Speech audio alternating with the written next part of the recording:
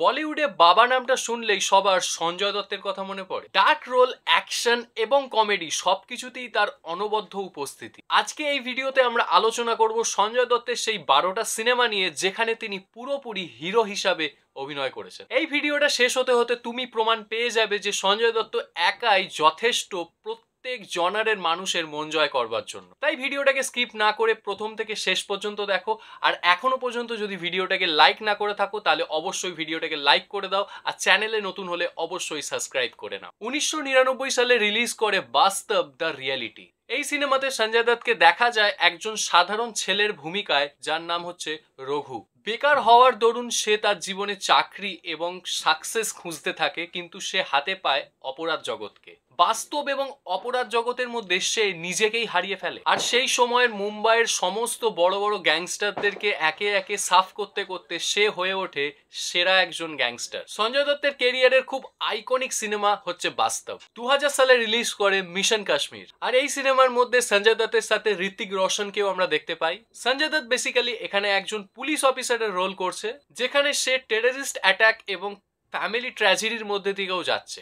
আবেগ, সাহস এবং নৈতিক দ্বন্দ্বের চমৎকার সংমিশ্রণ এই সিনেমাটি দেখে দর্শকরা সঞ্জয় দত্তের অভিনয়ের গভীরতা দেখে মুগ্ধ হয়েছিল। এই একই সালে রিলিজ করে কুরুক্ষেত্র বলে আরেকটা সিনেমা। এখানে সঞ্জয় দত্তকেও আমরা পুলিশ অফিসারের চরিত্রে দেখতে পাই। Full on action, full tight story line, দেশপ্রেম, কর্তব্য এবং পারিবারিক জীবনকে সঙ্গে নিয়ে একজন মানুষ কতটা সাহসী হতে পারে সেটা খুব ভালোভাবে ফুটিয়ে তোলা হয়েছে এই সিনেমাটিতে। Sanjay Dutt as a police officer এবং তার অ্যাকশন সিকোয়েন্স জাস্ট প্রত্যেকটা দর্শকের মনকে ছুঁয়ে যায়। এরপর 2003 সালে আসে Munna Bhai MBBS। This is the one of my favourite cinema. Rajkumar হিরানির ডাইরেকশনে সঞ্জয় দত্ত আর আরশাদ ওয়ারসি দুজনে যে পারফরমেন্স এখানে দেখিয়েছে জাস্ট আইকনিক হয়ে রয়ে গেছে।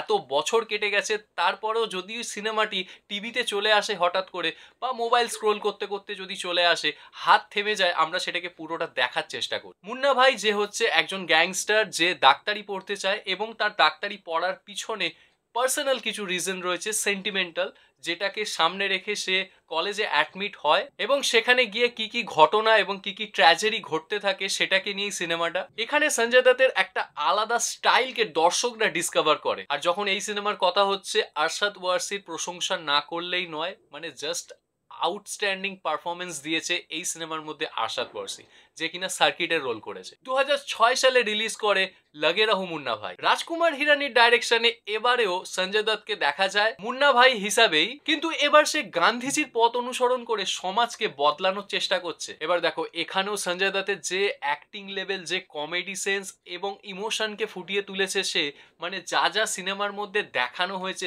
যে পাওয়ার প্যাক পারফরমেন্স সে এই সিনেমার মধ্যে দিয়েছে, সঙ্গে আরশাদ ওয়ারসিও মানে জাস্ট আলাদা লেভেল। মুন্না ভাই সিরিজের এই দুটো সিনেমা আজ থেকে 20 বছর আগে রিলিজ করেছে, আর আগামী আরো 20 বছর পরেও এই সিনেমা দুটোর ক্রেজ একই রকম থেকে যাবে, কারণ এগুলো আইকনিক সিনেমা। 2007 সালে রিলিজ করে ধামাল। 4 জন বন্ধুর গুপ্তধন অনুসন্ধানের একটা মজার গল্প এটা যেহেতু কমেডি জনারের সিনেমা, সেই জন্য সঞ্জয় দত্ত এখানে পুলিশ অফিসারের রোল করলেও খুবই কমেডি এবং খুব ফানি রোল সে করেছে। প্রত্যেকটা প্লটে, প্রত্যেকটা সিচুয়েশনে যে সমস্ত ডায়লগগুলো তার ডেলিভারি তিনি দিচ্ছেন, মানে জাস্ট সত্যি লোককে হাসায়। যেভাবে সিনেমাটাকে প্রেজেন্ট করা হয়েছে, আমার মতন অনেকের কাছে টপ ফেভারিট কমেডি সিনেমার মধ্যে ধামাল এক। 2007 সালে আরো একটা সিনেমা রিলিজ করে, shoot out at Lokhandwala. Real life ঘটনার উপর বেস করে অ্যাকশন থ্রিলার সিনেমা হচ্ছে এটি। মুম্বাইয়ের খুব বড় একটা গ্যাং যারা সন্ত্রাস চালায় এবং তাদেরকে আটকাবার জন্য বিপক্ষে অ্যাজ এ পুলিশ অফিসার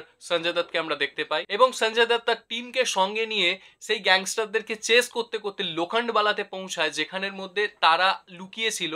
এবং সেই লোখন্ডওয়ালাতে যে অ্যাকশন হয়েছে, অ্যাকচুয়ালি বলতে গেলে সত্যিকারের লোখন্ডওয়ালাতে যে অ্যাকশন সিকোয়েন্স ঘটেছিল সেটারই একটা আউটকাম হচ্ছে এই সিনেমার। এখানে সঞ্জয় দত্তের স্টাইল, অ্যাকশন এবং ডায়লগ ডেলিভারি জাস্ট আলাদা। যদি না দেখে থাকো অবশ্যই দেখে নিও। বাই দ্য ওয়ে, এখনো পর্যন্ত যতগুলো সিনেমার কথা বললাম এবং এরপরেও যেগুলো বলবো, টোটালটার লিস্ট তুমি ডেসক্রিপশনে পেয়ে যাবে যে কোথায় অ্যাভেলেবেল রয়েছে সিনেমাগুলো। 2009 সালে রিলিজ করে লাক। এটাও সঞ্জয় দত্তের কেরিয়ারের খুব বড় একটা অ্যাকশন থ্রিলার সিনেমা, যেখানে দেখানো হয়েছে তার নাম মুসা এবং খুব বড় একটা র্যাকেট চালায় সে এবং অনেক প্রকার ভাগ্যবান লোকেদেরকে সে কালেক্ট করে তাদেরকে নিয়ে জুয়া খেলে। হ্যাঁ, মৃত্যুর জুয়া। মুভিটা সত্যি খুব ভালো, যদি না দেখে থাকো দেখে নিতে পারো। এরপর 2010 সালে রিলিজ করেন নকআউট সিনেমাটি। নকআউট খুব ভালো এবং খুব ইম্পর্টেন্ট একটা সিনেমা, যেখানে সঞ্জয় দত্তের সাথে ইরফান খানকেও খুব ভালো অভিনয় করতে দেখা গেছে। বাই দ্য ওয়ে, এটা হচ্ছে ওয়ান ডে সিনেমা, মানে সকালে শুরু হচ্ছে, দুপুর এবং বিকেল হতে হতে সিনেমাটা শেষ হয়ে যাচ্ছে, মানে একদিনের সিনেমা, কাইন্ড অফ ওয়েডনেসডে এবং ক্যাথির মতো। এখানে সঞ্জয় দত্তকে দেখানো হয়েছে একজন প্রাইভেট ইনভেস্টিগেশন অফিসার হিসাবে, যে কিনা আন্তর্জাতিক লেভেলের হ্যাকারদের সাথে লড়াই করছে এবং তাদের সাথে ডিল করছে দেশকে বাঁচাবার জন্য। এখানে সোশ্যাল মেসেজ, অ্যাকশন এবং সঞ্জয় দত্তের ডায়লগ ডেলিভারি জাস্ট ফাটিয়ে দিয়েছে। নকআউট সিনেমার মধ্যে এত টাইট স্ক্রিন প্রেজেন্টেশন রয়েছে, মানে দেখতে শুরু করলে চোখ ফেরানো মুশকিল হয়ে যাবে। 2011 সালে রিলিজ করে ডাবল ধামাল। এটা ওই পুরনো ধামাল সিরিজেরই সিকুয়াল পার্ট, যেখানে ওই চারজন বন্ধু তারা নতুন করে গুপ্তধনের সন্ধান পায় এবং সেটাকে অনুসরণ করতে যায়। জাস্ট কমেডিতে ভরপুর এবং ফাটাফাটি সিনেমা। 2013 সালে রিলিজ করে পুলিশগিরি। এখানেও সঞ্জয় দত্ত একজন পুলিশ অফিসারের রোল করেছে, যে সৎ, নিষ্ঠাবান এবং তার নিজের ব্যক্তিগত কিছু উসুল রয়েছে এবং ব্যক্তিগত রুলসকে সামনে রেখে সে পুলিশে চাকরি করে। খুব সুন্দর স্টোরি লাইন এবং খুব বোল্ড অ্যাকশনকে সামনে রেখে এই সিনেমাটা এগোতে থাকে, যেখানে সঞ্জয় দত্ত খেলার ছলে অপরাধীদের সাথে ডিল করছে এবং খুব বোল্ড ভাবে তাদেরকে এনকাউন্টার করছে এবং খুব বোল্ড ভাবে তাদেরকে হাজতে পুরছে। ফুল অন অ্যাকশন সিনেমা হিসাবে দর্শকদের মন জয় করেছে পুলিশগিরি সিনেমাটি। এরপর আসে 2014 সালে পিকে।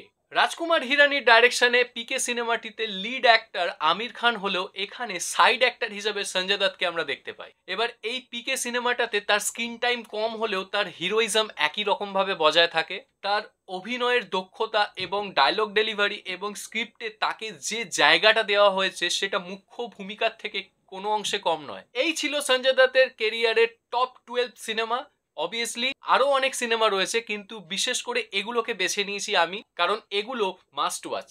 এই ভিডিওটা এখানে শেষ করলেও এর আরো একটা পার্ট অবশ্যই আমি নিয়ে আসবো, যেখানের মধ্যে আলোচনা করব Sanjay Dutt as a villain সে কোন কোন সিনেমাতে তার দুর্দান্ত অভিনয় এবং দক্ষতাকে দেখিয়েছে। বাই দ্য ওয়ে, ভিকি কৌশল যদি তোমার ফেভারিট অ্যাক্টরদের মধ্যে একজন হয়ে থাকে, তাহলে তার লাইফের সব থেকে ইম্পর্টেন্ট সিনেমাগুলোকে নিয়ে অলরেডি ভিডিও বানানো রয়েছে, ডেসক্রিপশনে লিঙ্ক রয়েছে, অবভিয়াসলি চেক আউট করে নিও। এই ভিডিওটা এখানে শেষ করছি, দেখা হবে সঞ্জয় দত্তের আরেকটা ভিডিও নিয়ে, যেখানের মধ্যে Sanjay Dutt as a villain play করবে। এই ভিডিওটাকে এখনো পর্যন্ত যদি লাইক না করে থাকো, তাহলে অবশ্যই একটা লাইক করে দাও, আর কমেন্টে লেখো এই 12টা সিনেমার মধ্যে থেকে তুমি কতগুলো দেখেছো এবং কোনগুলো তোমার ফেভারিট। আর চ্যানেলটিকে যদি এখনো পর্যন্ত সাবস্ক্রাইব না করে থাকো, অবশ্যই সাবস্ক্রাইব করে নাও। এরকম ধরনের আরো ইন্টারেস্টিং এবং আরো দারুণ দারুণ ভিডিও প্রেজেন্টেশন তোমাদের জন্য আমি নিয়ে আসবো। ততক্ষণ সবাই ভালো থেকো, সুস্থ থেকো, দেখা হবে পরের ভিডিওতে।